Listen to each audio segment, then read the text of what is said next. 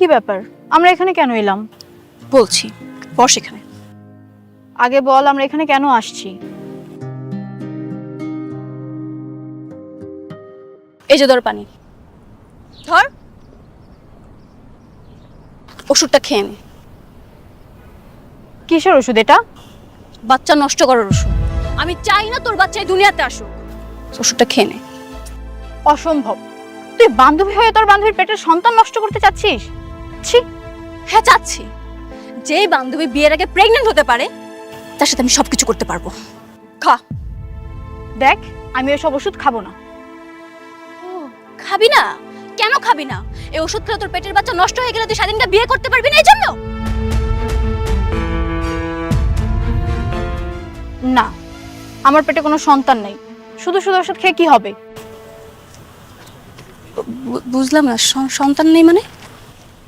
তুই প্রেগন্যান্ট না? না, আমি তোকে মিথ্যে কথা বলছি।